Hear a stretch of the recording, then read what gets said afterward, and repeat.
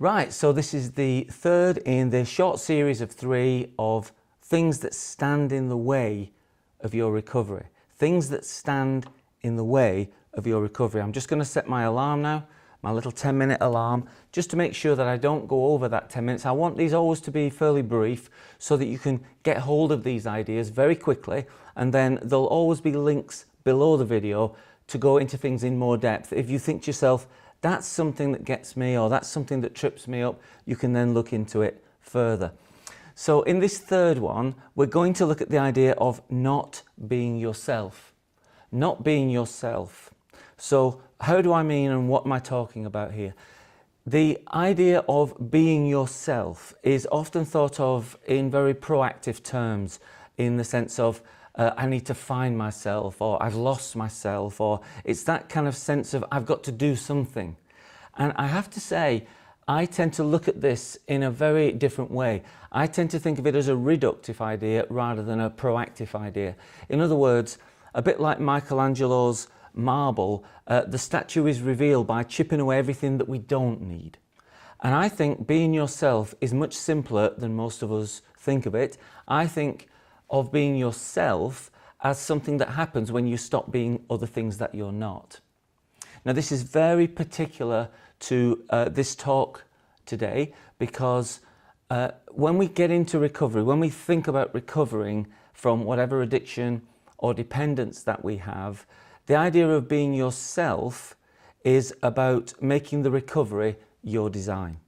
So let me just explain that and take a few minutes to talk about what I mean, and things that I've seen over the years as consistently getting in the way of people's recovery. So if you think about your recovery as a building, then it becomes really important that that building is your design. That building that you design, that you buy, that you build, is actually based on your design.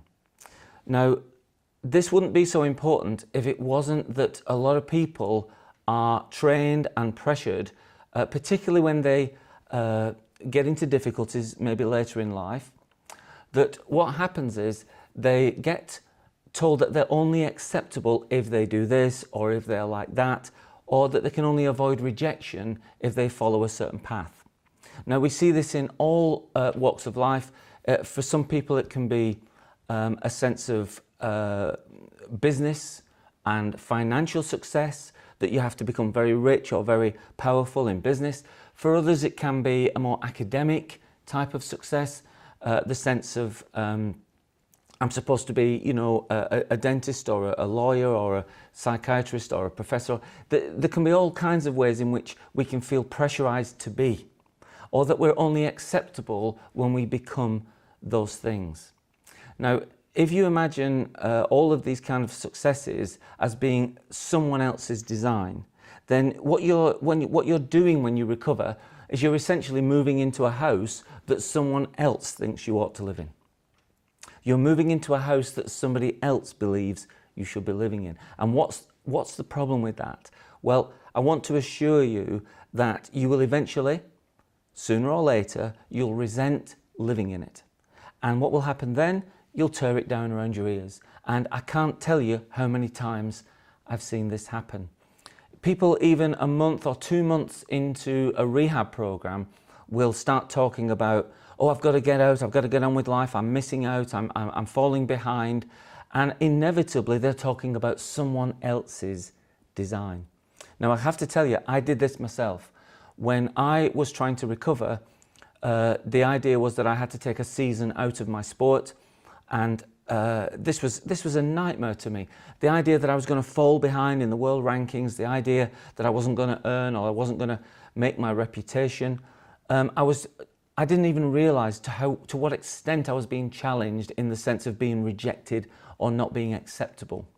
What I had to learn, which is a very difficult lesson for me, was that I was never intended to do those things in the first place, that I was actually just acting out of a sense of what somebody else thought, or shall we say more accurately, what I thought someone else thought made me acceptable. Really, it does come back down to myself, but the struggle with it was very, very real.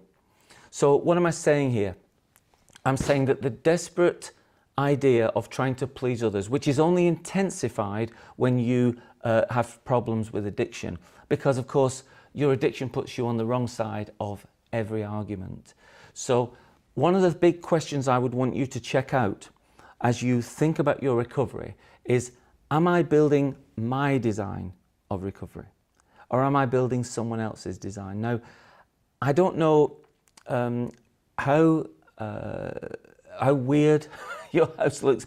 I don't even care how weird you look. What I care about is it you? Is it something that you want to be? Is it something that a house that you want to live in?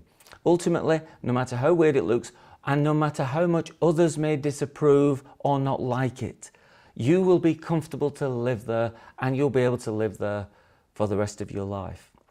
Now, that was just a short one. I hope I got the idea across, but if you want to look into it further, if you get a sense of, do you know what, I'm affected this way, I am definitely trying to do things here that I think will make me approved of by others. And these are big questions. Do look in the links below to see whether there's more detail on this for yourself.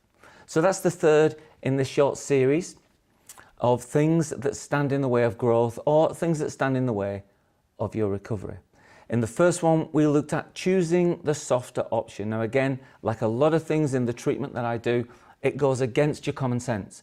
It seems common sense to go for easier things, softer things, trying to make things comfortable for yourself.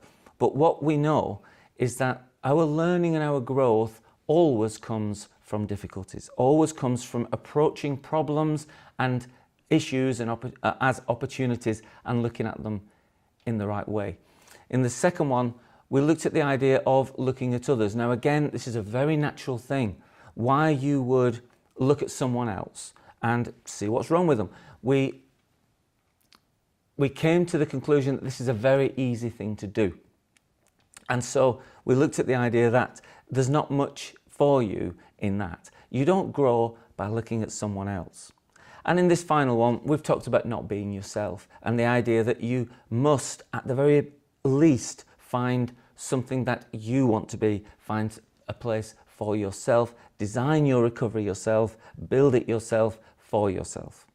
So I hope you got a lot from that. If you want to know any more or any more detail, by all means, text me, contact me through email, tell me how you're getting on, tell me what you've tried, tell me what you've got from some of these talks, and tell me where you're struggling, and I'll see what I can do to help you. Until then, bye for now.